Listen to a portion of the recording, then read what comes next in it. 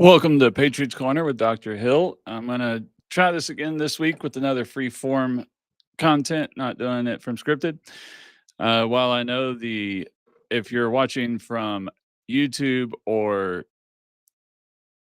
Facebook, you'll see the thumbnail and it talks about the Trump's Arctic Gamble. So we'll talk a little bit about what's going on with the breaking news with Russia today. And then also I'm going to go into actually show the paperwork, go a lot into the stuff that came out in the Durham report. And I'm getting ready for this. I only read about the first 2 or 3 pages, and just some of the stuff that's in that annex just shocks, makes you wonder how in the world they even allowed the stuff to happen. Like, how did they get away with doing what they did with what's just the stuff they said in there? I mean, it's literally the at the time, the attorney general was sharing information with then former Secretary of State or Secretary of State Hillary Clinton that was running for the president. An AG shouldn't be sharing FBI investigation information with the person that's the subject of the investigation. It's ridiculous. I mean, how can you share investigatory information with the subject of the investigation just so you can let them know what's going on? I mean, that makes no sense at all that they were doing that. So I'll actually pull that up and go over that through the different sections of it. We'll go over it together. Some of it I have seen, other parts of it I have not. So we'll just go through the parts of it. But yeah, I mean, some of the stuff just makes you wonder, like, how did they get to where they did? How did they do all that? Sorry if I'm looking away from the camera right now. I was trying to fix one thing real quick so people can find me so they're easy for them to find my stuff on Rumble a little easier, because I didn't have the Rumble page fully set up. So now that I've got that, all right, so I got everything going, everything set up. Doesn't look like we got one viewer on TikTok so far. I'm not showing any viewers on Facebook yet. And let's see what we got on. All right, so I know I'm doing a little bit early today. Usually I don't do it until about 6:37 on Fridays. But since I took today off, I decided I want to try to see what would happen a little earlier, see how my views would be instead of starting so late. So yeah, okay, I don't know if you've caught it today, but earlier today, well, actually, we got to go back really a week. So Monday, I think it was Sunday or Monday, during an interview when President Trump was over in Europe, he pretty much stated that he had originally given Putin 50 days to come to a ceasefire agreement with Ukraine, or he was going to implement 100% tariffs on everything coming out of Russia, and then any country that trades with Russia, he was going to put 100% tariffs on them. Just another way to inflict sanctions and control on that. Well, the former president of Russia, Dmitry Medvedev, came out and said some pretty crazy comments, and because of that pretty much Medvedev said earlier this week that Trump's new deadline for Russia to end the conflict with Ukraine is an additional step towards war. And I'm guessing there were some other inflammatory comments that came outside of that maybe happened behind the scenes, because Trump decided that, based on what Medvedev was saying, which he's currently still, you would think, oh, he's a foreign president. Well, he's still in a major position in politics in Russia. He may not be the president anymore, but has something to do with the military or something like that. I can't remember his exact position. But anyways, it was enough to actually cause Trump to order 2 nuclear submarines to start moving towards the Arctic, to be up there to make sure that they don't try anything. So this is why President Trump was going soft on Russia. It wasn't because he was a Russian puppet. It wasn't because he's a Russian asset. It wasn't because he works for Russia. It's because he didn't want to get to this escalation type phase. Obviously, all the other wars he's been able to stop, he's stopped a lot of other wars since he's been in, but those wars hadn't really started yet, or they weren't with global powers or nuclear powers. everybody's saying, well, President Trump said he was going to come in, get this one stopped day one. Obviously, he was never going to do it day one. He's going to start trying to do it day one. But when you're dealing with a nuclear power like Russia, who's got maybe the second most nuclear largest nuclear arsenal out there, and that's what we know of. There's no telling what Russia has that they've kept from us, and it could be double, triple that. So it takes a whole lot more finesse, and he tried doing it the nice way. He tried going every way he could nice, and then finally he got to the point where he's tired of all these people dying in Ukraine, and obviously Russia's got to where they're just committing straight out war crimes by literally trying to attack civilian centers, not like you have in not to say this is right, but this is just war. It's not like in Israel, where Hamas literally builds their military camps inside of a hospital with civilians and then stops those civilians from leaving and to use them as body shields. That's not what Ukraine is doing. Russia's literally gone to bombing civilian apartment buildings, civilian living centers, nowhere near a military facility. And that's what really got Trump PO'd and said, look, you got 50 days to do the signature. And then what he had originally said 50 days. And then once Russia started making those moves, Trump's like, no, now it's 10 days, which that was up yesterday. Today or tomorrow, it's up. So he's about to enact those 100% tariffs on anybody who does business with Russia. And the hope is that they'll quit selling that stuff to Russia, meaning oil, gas, stuff that comes out of China and all that's going to Russia. They'll stop selling it to Russia, which will force the Russian president's hand because he won't have any more supplies.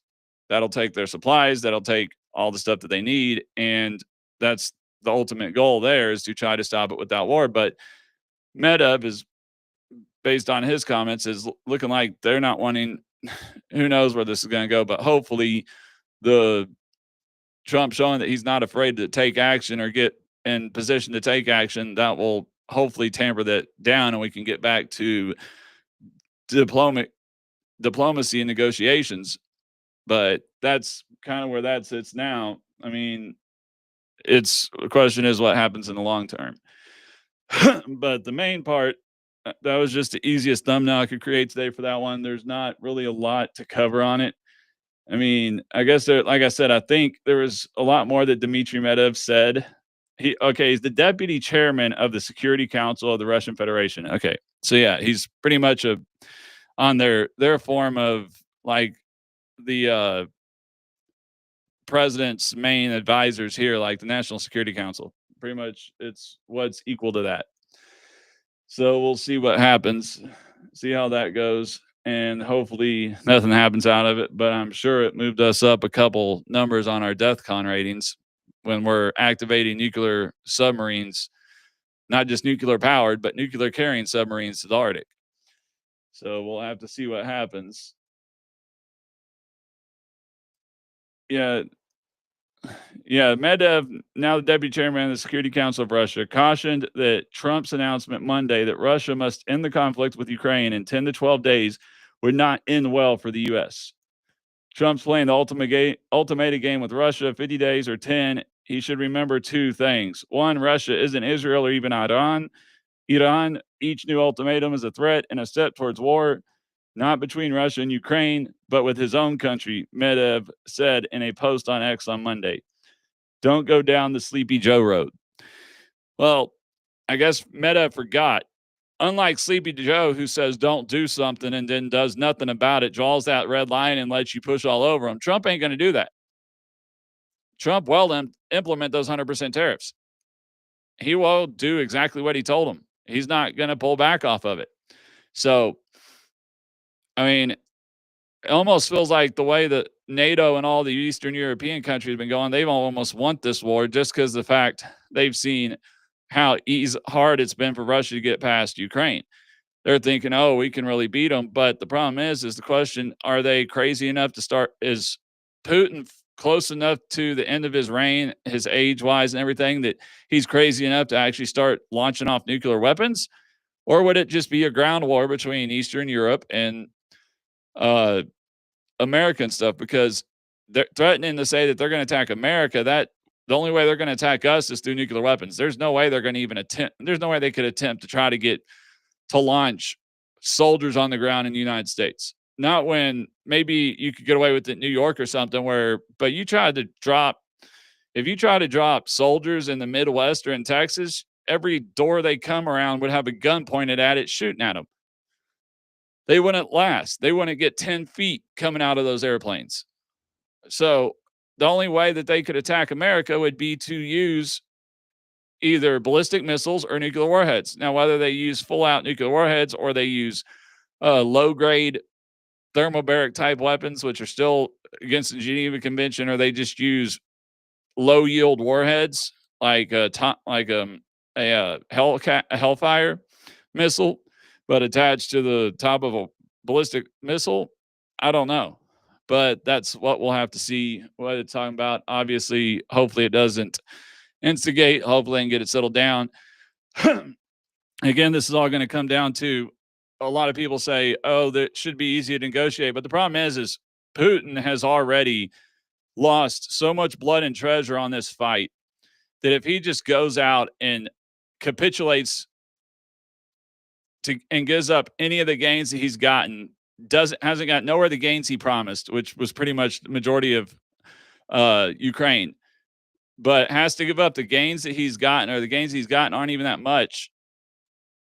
Maybe his people won't go after him because obviously the majority of the people just want their family back home. They want their kids to quit dying in a war that they have family members in Ukraine.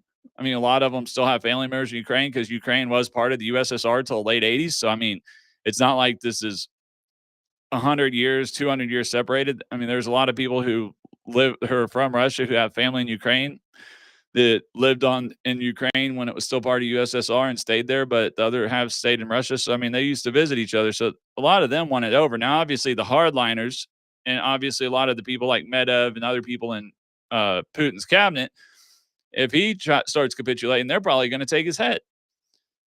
They'll pull him out and we'll get somebody who's even more anti-American and pro-Russia, pro-communist Russia and all that, and wants to get back to the old USSR and all that. So we'll have to see what's happening. That's something we'll have to keep a close eye on to see what's going on. But that'll be the question. Also, if you're new here, please make sure to hit that like, subscribe button or the follow button, depending on which site that you're watching from, because I do this podcast. We are broadcasting across YouTube, Rumble, Twitch, Facebook, and X. So I do right now. I was doing it 3 days a week. I've now cut it down to 2 days a week with school, kids, and everything. 3 days a week is just near impossible. I don't have enough time to spend researching all of that much about news and everything on top of my regular job and all that to do it 3 days a week. So I cut it down to 2 for now. You can also see my website going across the bottom of the TV screen there, or the screen there. So please check out the website. There you can sign up for free to access our weekly blog. Also, where you'll receive notifications of when the next show and time is, because like I said, show times change due to the fact of kids and all that. So I'll send out email once I get enough people signed up on the website. I'll send out email notices of what exact time the next show is going to be at on Wednesday and Fridays, because those are the 2 days I'm going to keep it for right now. Wednesdays I work from home. Fridays it's easy for me to get home on time and do this. And then also, if you want to help support the podcast, you can go to our locals channel through the subscribe button or join button on our website, or you can go to the Rumbles channel and do it through there. And there you can sign up to support the show, get access to extra content and one-on-one discussions. And then that's pretty much there. But also, please make sure also I'm switching this more to freeform. So especially now, your engagement in the content will definitely make it a better podcast and help make it a better show. So please let me know if you have any questions, comments, anything. Please put those down in the comments. Every once in a while, I'll try to look over and check and see what comments I have and everything, so I can reply to anything back on that. But here in a minute, I'm going to go ahead and switch over. I'm just checking to see where my see where I'm at with viewers, and then I will check. I'm going to switch over and check in to see if I have any comments in the other chat rooms other than directly on my actual page.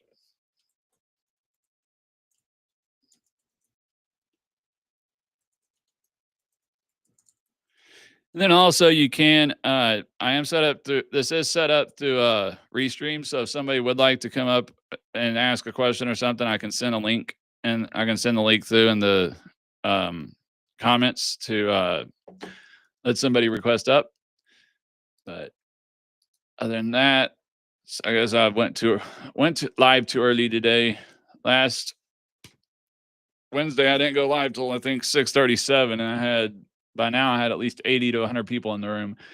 It's really going slow today. So let me get this page adjusted over screen size some, and then I'm going to go ahead and take another drink of my tea real quick, and then I'm going to head and switch screens to get on to the declassified documents. And this is what you're going to be looking at is what I actually pulled off of the government site. This is not a news channel that's rewritten anything or anything like that. This is literally word for word as it is on the website. This is what this is the annex that they released. All right, let me get this for you here. All right, so let's try to remember which one. Okay. Yeah, so here's where it goes. Talk about when they're talking about source. Okay, these reports reference purported communications of Bernardo and others. TI provided the U.S. government with 2 memoranda that described confidential conversations between then Democratic National Committee Chair Debbie Wasserman Schultz and 2 individuals at the Open Societies Foundation, referred to in the memoranda as the Soros Foundation.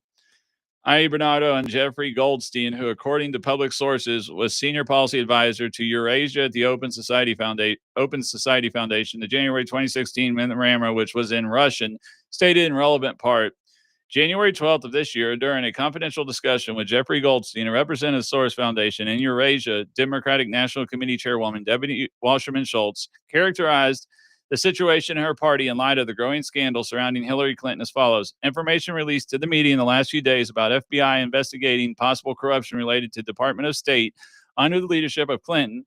Preferential treatment of donors of the Clinton Foundation caused a significant negative reaction inside the party. At the same time, the leadership of the DP, Democratic Party, had known about the information since June of 2015.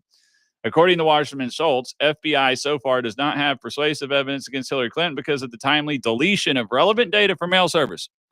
This is literally an amendments to destroying classified and departmental communications between and Hillary Clinton's State Department, and stating that that's why the FBI doesn't have anything due to timely deletion of the data. Okay, there is a National Records Act that requires that every communique, electronic, paper, typed, whatever, that is departmental is due to your job. It's not, okay, if she was emailing she was emailing her daughter saying, hey, I'll pick you up later. Hey, we've got this meeting, or we've got to go. We're going to dinner at this time. That's not a departmental email. But all the other emails that she did on her, and actually technically you could argue that since she did the email on her company email, that it was then part of record. That's a felony in itself to delete that information. And this is literally the National Committee Chairwoman, Debbie Wasserman Schultz, admitting it's right there because of the timely deletion of relevant data from mail servers. And Chuck Grassley and what's his name? I can't think of the other. He's no longer in Congress now, but they literally requested this stuff back during all the Durham reports and stuff. And this annex was not given to them. This annex was hidden in a locked room in a burn bag. Probably only the reason why it hadn't been burned yet is because obviously they couldn't, because it wasn't past the amount. They still had to keep it. It hadn't been long enough for them to destroy the classified documents.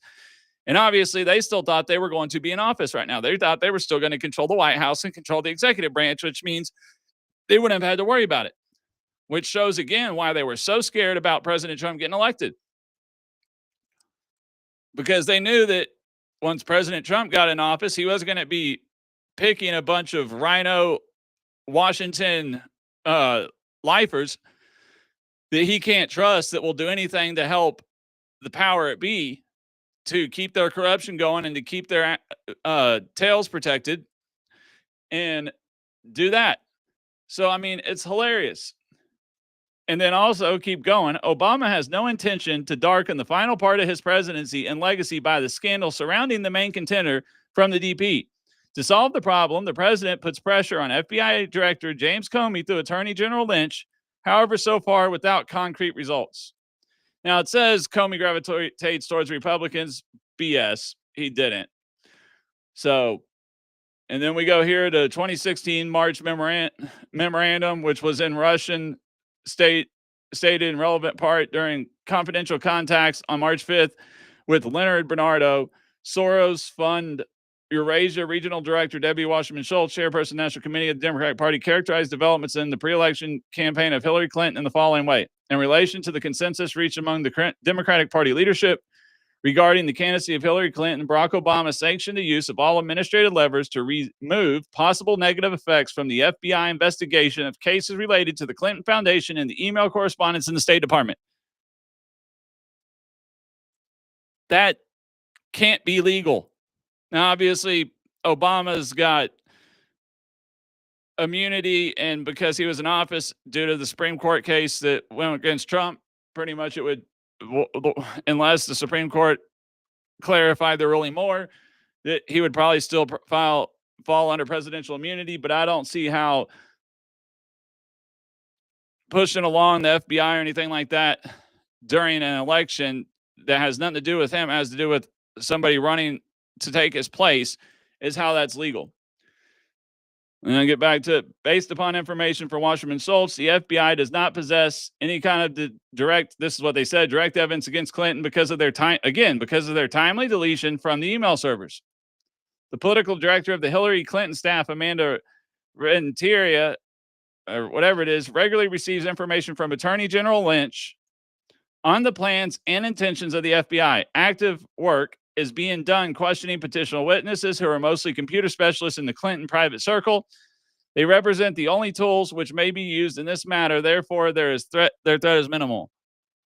One, the Attorney General should not be communicating with, at the time, candidate Hillary Clinton's campaign about what the FBI is doing investigating them. No. That would have to go through an attorney, and they don't give there's no way that would. If this had been a Republican that was getting charged and you had a Democratic attorney general in there, they're not going to be giving all this information to that Republican. Their attorneys are going to have to be digging for it, and they're probably not going to get most of it until after it's too late.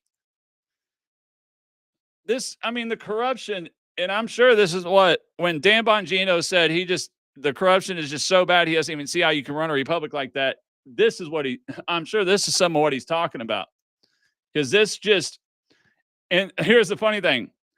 DNC predicts a Clinton victory in the current presidential campaign. The impressive results of Donald Trump are dividing the Republican Party elite, which find itself in a near panic condition, which at the time was kind of true, but a two-pronged DP opposition is focused on discrediting Trump through debates and propaganda activities based upon his weak points, such as his uncontrollable temperament, questionable instances in business dealings, absence of diplomatic skills, and lack of political experience. Well, he had diplomatic skills. They just didn't know how easily negotiations and foreign business deals have to do with diplomatic issues. He can't just go over to a foreign country and say, hey, I want to build something. There's a lot of legality and for international business and politics in that itself. So to try to sit there and assume he had no political history or no political experience as a foreign businessman doing foreign businesses and developing in foreign countries is just ignorant on their part. Among other things, the Clinton staff with support from special services, is preparing scandalous revelations of business relations between Trump and the Russian mafia. Currently, they are studying his connections with it's okay. You work with groups of companies to build stuff in Russia. There's pretty much everybody who's in control of major stuff in Russia. If you want to build something there, you're going to have to deal with the mafia because they're all the oligarchs. That's how they are. It doesn't mean that person is in there with them or has a choice. You got to do what you got to do to get business done. But still, with regard to the discussion in the last paragraph of this memorandum of scandalous revelations that the Clinton staff was preparing with support from special services, the words that FBI linguists translated as special services are Russian words that one analyst believed at the time recorded to be CIA or FBI. Another analyst caveating that it was speculation said that perhaps the phrase special services in this context could refer to Trump dossier author Christopher Steele, who, according to media reports and Steele's own testimony in UK legal proceedings, formerly worked as an intelligence professional for the British government. In addition, the office has determined that at the time of this memorandum, Glenn Simpson's firm, Fusion GPS, was in fact preparing open source opposition research regarding Trump's purported ties to Russian oligarchs. Now, the funny thing is half of this stuff is what we already, some of it's what we knew, some of it was what was assumed or what was believed to have been the truth, and this verified it. And if it had been Trump had served 2 solid terms, we probably would have saw a whole lot more people being arrested because it would have been more recent to it, and maybe there would have been ways to find more stuff and to get more evidence after it all been destroyed. Maybe there would have been ways to find people who could have testified to it. Now it's going to be a little bit harder. But still, I mean, this is literally, out of 29 pages, this is only page 5 of the annex. And the amount of information in this is just ridiculous. And we're only at page 5 so far. I mean, here, March, personnel including Deputy Director McCabe, Deputy General Counsel Anderson, Assistant Director for the Cyber Division, James Traynor, and the Director's Chief of Staff, James Rybeck, shared the intelligence information with Associate Deputy Attorney General David Margolis, the highest-ranking career official in the department, and other senior career officials at the department. The FBI briefed Margolis on the specifics of the sensitive intelligence and informed him that the FBI assessed the information to likely not be credible. This is talking in reference to the Steele dossier and this was in 2016, before the Steele dossier got pushed out. The FBI's assessment, according to McCabe and later memorialized by Anderson in the August 12, 2016 memorandum discussed below, was based on 4 factors. First, the reports reflected multiple levels of hearsay. Second, someone involved in communication or in passing along the communication to someone at a think tank may have engaged in exaggeration. Third, whoever blacked out who drafted reports may have engaged in editorialization or exaggeration. Fourth, the reports may be unreliable because of translation errors. After that meeting, the FBI sought any additional released information from TI, had no responsive information. At this time, the FBI considered taking a number of covert investigation steps to determine, among others, where the Attorney General had in fact communicated with Amanda Rateria, the political director of the Hillary Clinton staff referenced in the memorandum. The FBI ultimately decided not to take these steps. Once again, the FBI choosing not to go back and find this corruption just because this was under a Democratic, this was supposed to be under Republican under Trump during Trump's time, but obviously, like I said, the majority of the people that he had to put in his campaign didn't want him in there. They were the old guard rhino Republicans who don't only care about power and control, the swamp. So because Trump was trying to break the swamp up, trying to drain the swamp, they didn't want to help him. They didn't care as long as they were helping themselves, which means helping the Democratic Party. I mean, that's just ridiculous. Comey told the OIG that the FBI did not pursue these steps because the information in blank reports was not credible on its face. In this regard, Tricia Anderson told investigators the director had said the assertion that Attorney General was pressuring her in connection with the mid-year exam. I mean, this is insane, the stuff that's out of 30 pages, the stuff that's already been proven in here, and the stuff that's already gone in here of the corruption. According to data, the election campaign headquarters of Hillary Clinton obtained via the U.S. Soros Foundation, July 26, 2016, Clinton approved the plan of her policy advisor, Julian Smith, from the TSNAB unknown acronym, to smear Donald Trump by magnifying the scandal tied to the intrusion by the Russian special services in the pre-election process to benefit the Republican candidate. As envisioned by Smith, raising the theme of Putin's support for Trump to the level of the Olympic scandal would divert the constituents' attention from the investigation of Clinton's compromised electronic correspondence, in addition, by subsequently steering public opinion toward the notion that it needs to equate Putin's efforts to influence political processes in the U.S. via cyberspace to acts against a crucially important infrastructure resembling a national power supply network would force the White House to use more confrontational scenarios vis-a-vis Moscow that as a whole suits Clinton's line of conduct.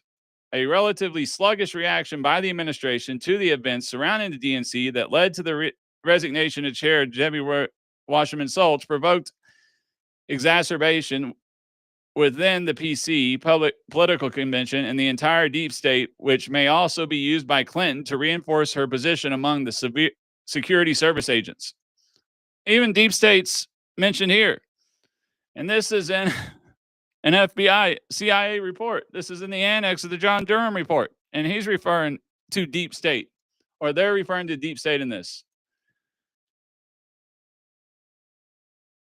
Clinton's supporters and the FBI lack conclusive, irrefutable evidence of the Russian Federation's involvement in the scandal tied to the theft of DNC's correspondence. In the meantime, during the launch investigation, there was a multitude of circumstantial evidence that the allies of Guccifer 2.0, name of the hacker who accepted responsibility for the incident, was in fact used to cover up a special unit, the GRU, of the Russian Federation Defense Military Ministry's General Staff, which that ends up getting disproven, or there's a lot of it blacked out here. Yeah, so I'm gonna have to keep going through this and cover some more of it and see what else I can find. But yeah, I mean, it's insane the amount of stuff that's just in the first like 10 pages. And there's still another 20 pages left to go through. So to sit there and claim that this is not the biggest scandal in political history, and that Obama had nothing to do with it, and that his administration had nothing to do with it, or didn't know about it, and claiming that that's disinformation or been proven wrong, is bullshit. Because maybe it was proven wrong in the beginning. That's because nobody had this annex. It wasn't put in the actual report. It was kept out of it, which annexes should be put in the reports, because that's where you get all your information for the report.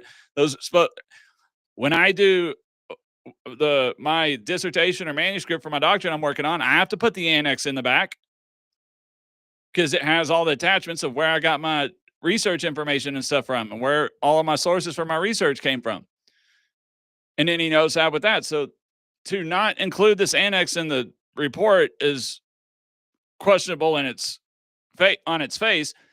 And then for this report to have been hidden in a burn bag in a, not, I wouldn't say secret, probably secret room, but just a room locked up that nobody really uses on one of the floors in the big, huge Hoover building that nobody even goes into or has been into in a long time, that wouldn't know where it's there. Now, it's not marked as a room for storage or anything. It's just an empty room nobody's probably used in 30, 40 years. When they're probably meaning by secret room, they're not meaning it's secret like, okay, nobody knows the room is there.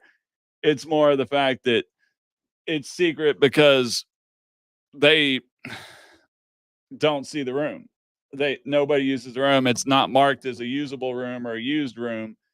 It's marked as a room it's not marked, period. It's not on you can't go into the computer and find out what that room is used for. It's just marked blank or unused or whatever. It's probably what they meant by secret room. But still, it's just ridiculous. It's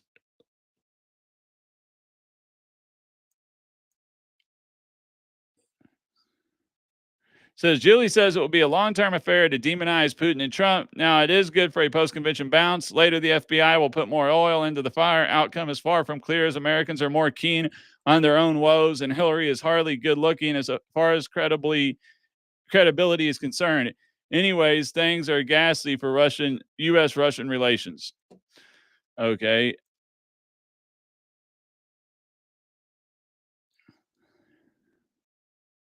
And so it says the media analysis on the DNC hacking appears solid. This is an important story because it would be the first time that we know of that a state deliberately used the infiltration and publication of data to interfere with the U.S. election, but that's not what ends up coming out to be.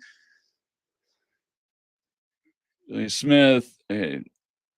Yeah, I mean, this thing goes through. I haven't read, like I said, I didn't get time to read the whole thing before. I had a bunch of stuff to do today. So unfortunately, I didn't get to read the whole thing before I started my live, but it's just the amount of stuff. Y'all need to read this.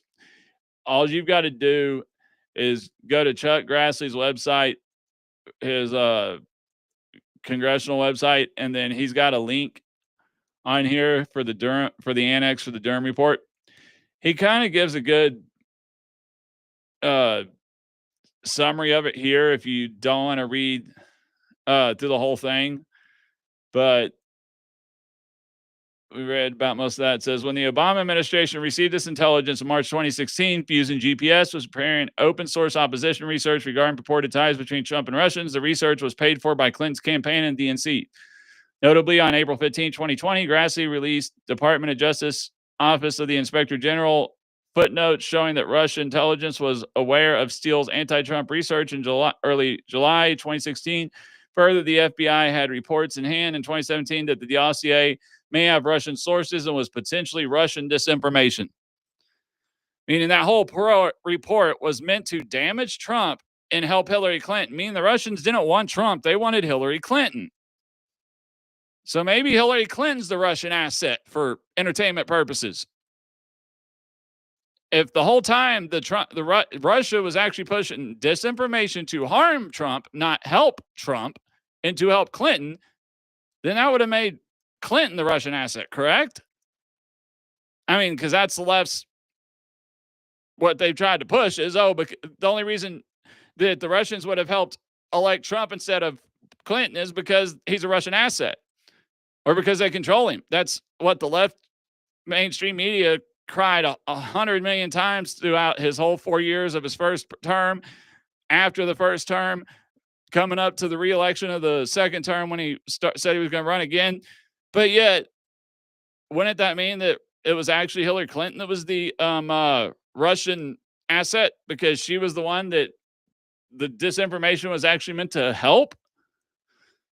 And that's in the Durham Annex. I mean, it's ridiculous. It says, on March 31st, 2016, FBI personnel, including then Deputy Director Andrew McCabe, shared the intelligence regarding the potential Clinton campaign plan with high-ranking career officials at DOJ. That's on page 5, which we kind of read that part. So these have got all different pages. I did some of 7, but not all the way through 11. The Durham Annex describes that in July 2016, the FBI received additional intelligence regarding a possible Clinton campaign plan, including documents with purported emails allegedly sent by Leonardo. We got that. The intelligence, including data providing specificity of the plan and the attempt to smear then candidate Donald Trump by falsely linking him to Russia, while apparently counting on the support of the FBI to open up an investigation. I mean, this is ridiculous. Already read page 8. Page 9, I didn't read the full one over, but the media analysis of the DNC hacking appears solid. Yeah, that was the email for there. Hillary Rodham Clinton approved campaign advisor Julia's idea about Trump and Russia hackers hampering U.S. elections that should distract people from her own missing emails.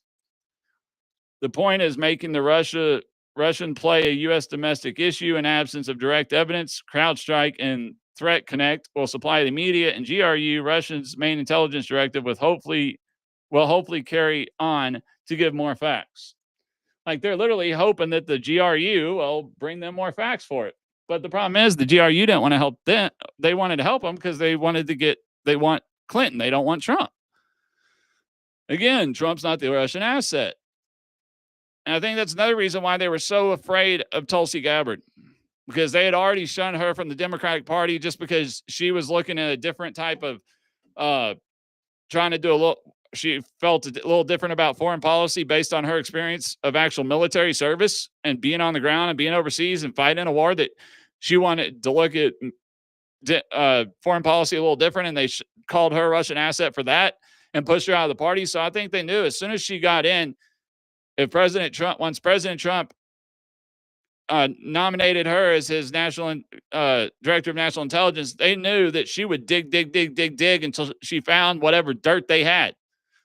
That's why they didn't want her to be appointed. It wasn't because she was a Russian asset. It wasn't because she couldn't do a good job. It was because they knew she would do too good of a job and expose their lies and their corruption and their deceit and their weaponization of the intelligence community and the legal system to go after their political opponents, which again is unconstitutional and against the law. This is the Democrat Party that's doing this, not the Republican Party. Not to say the Republican Party hasn't ever done some shady shit, but not this shady. Because I can promise you, if the Republicans have ever done something this shady, they would have been caught. They would have been charged. And they would have been fried at the in front of the mainstream media, strutted out in front of it like they were putting a lynching party on. Because that's... So it's ridiculous.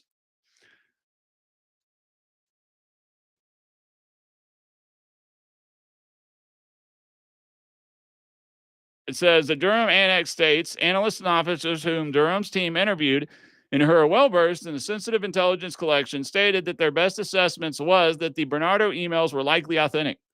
Durham's team conducted investigative work to inform their assessment per the Durham Annex. The Clinton campaign might have wanted or expected the FBI or other agencies to aid that effort, put more oil into the fire by commencing a formal investigation of the DNC hack. Communications the Durham team reviewed provided additional support that the Clinton campaign was engaged in a plan to tie up Trump to Russia, and that the campaign wanted or expected the office of the vice president, the FBI, or other parts of the intelligence community, such as the State Department's Bureau of Intelligence and Research, to aid that effort. Durham Annex states the office's best assessment is that the emails that purport to be from Bernardo were ultimately a composite of several emails that were obtained through Russian intelligence hacking of the U.S.-based think tanks, including the Open Society Foundations, the Carnegie Endowment, and others. The Durham Annex concludes it is a logical deduction redacted Julian Smith was, at minimum, playing a role in the Clinton campaign's efforts to tie Trump to Russia, and that the communications it reviewed certainly lends at least some credence that such a plan existed. So this thing that we're just making it up. Okay. Now we're going into the Obama administration's part. So I went back to this because I don't want to read through all 29 pages. We would have been doing like a 2.5 hour live for that. Now, according to the Durham Annex, following the receipt of this intelligence, multiple high-ranking U.S. officials were briefed on the matter, including an August 3rd, 2016 briefing in the White House by CIA Director John Brennan to President Obama, Vice President Joe Biden, Director of National Intelligence James Clapper, FBI Director Comey, among others, as described in Durham's unclassified report. Ultimately, the CIA sent the FBI an investigative referral that included the purported Clinton campaign plan, even though they knew it was fake. At this time, they knew it was fake. This is in August. The other stuff was back in July. This stuff was back in July. So they knew it was fake back in July.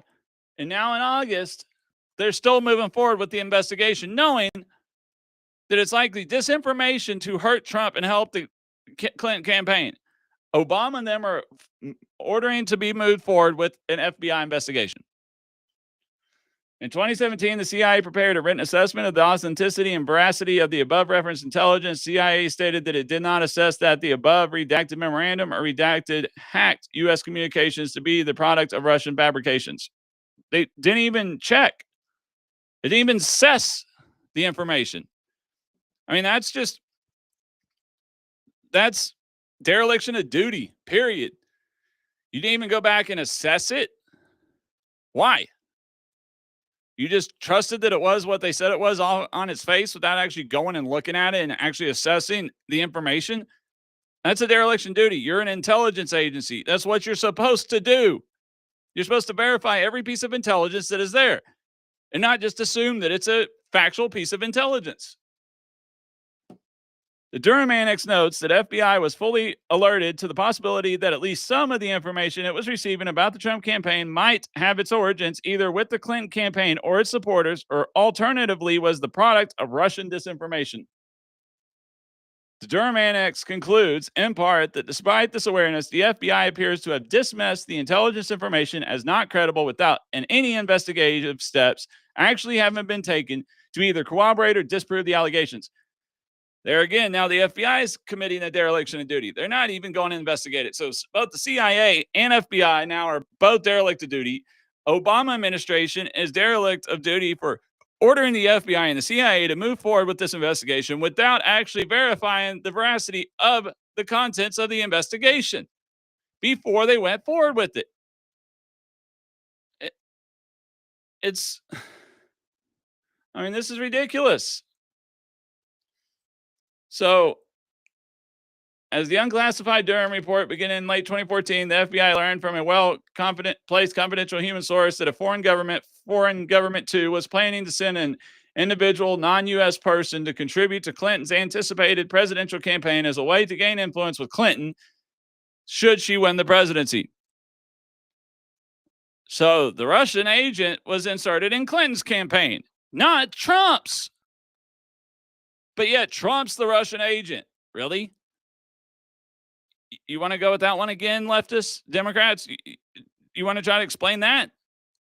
You want to try to talk your way out of that one? Because there's no way to talk your way out of it. Let's go to this. At the time, an FBI field office sought expedited FISA authorization to begin coverage of this individual as soon as she arrived in the United States. However, as known from the unclassified Durham report, the FISA application lingered because everyone was more careful and scared with the big name Clinton involved. Ultimately, after 4 months, the FISA authority was authorized following a commitment that Clinton and others targeted by foreign government II would receive defensive briefings. You have somebody under investigation and you're giving them defensive briefings, it shouldn't matter if they're Clinton. Which makes you wonder if all the conspiracy theories about what happens when you know a Clinton and you try to go after Clinton happens to you, if it's true. That literally even the FBI was afraid of the Clintons. The remainder of the Durham Annex reinforces that the FBI provided false and misleading information to the FISA court in pursuit of FISA renewals, and at least one confidential human source lied to his handlers. The information in the Durham Annex, taken together with previously released details in the unclassified report, reinforced the FBI's disparate treatment of Trump versus Clinton. Despite lacking probable cause and relying on false information, the FBI secured a FISA warrant and multiple renewals to surveil Carter Page and did not provide Trump a defensive briefing equivalent to Clinton's briefings. I mean, it's ridiculous. You provide it to the one team, but not the other. When you know most of this crap is fake, untrue, you don't provide it to the other group. That just makes no sense. Switch to my full screen. All right. So that's kind of why I wanted to go over there, because I've covered it in a couple different lives, but I've never been able to cover it at this depth because I didn't have this as a new report that was just released earlier this week. I was going to do it on Wednesday, but I really didn't have time to look at it. Today, it just felt like it was the best one because now because I keep on hearing these arguments that, oh, this is just a distraction from the Epstein files. No, it's not. This is truth that has been hidden from the public, from Congress for almost at least 6 years now, 5-6 years, going on 7 almost now, since 2016, roughly. And we're 2025. So almost 10 years now that this has been hid from the American public. This annex was requested by Congress during the Durham investigation, and it was never given to Congress. It was never submitted to Congress. It was never given to them. This annex was not found until President Trump won re-election for a second term. Well, technically election because he didn't serve 2 consecutives, but it's still a re-election because he was a previous president. For his second term, and appointed Kash Patel, Dan Bongino, Tulsi Gabbard, and I'm trying to remember CIA's guy, the CIA director's name now. blanking for a second, but yeah, it didn't happen until he appointed all them. Now everybody's on the left. Republicans are saying, when are we going to see?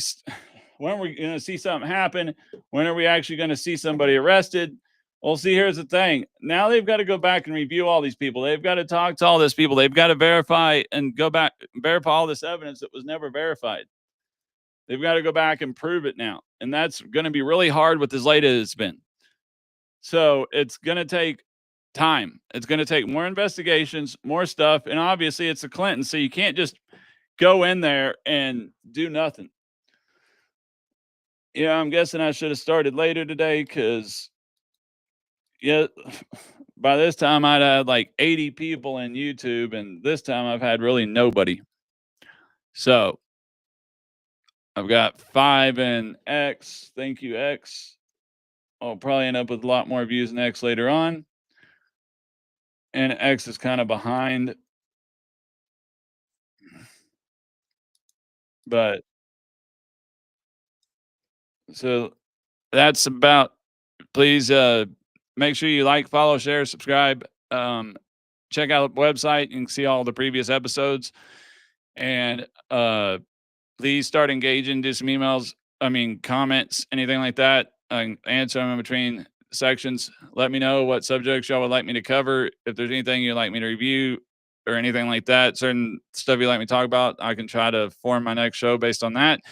Obviously, we can go certain directions based on who engages, but that's about it for tonight. Just short of an hour. Didn't even think it would get this long. So have a good night, and I will see y'all next Wednesday, unless I see you live on TikTok.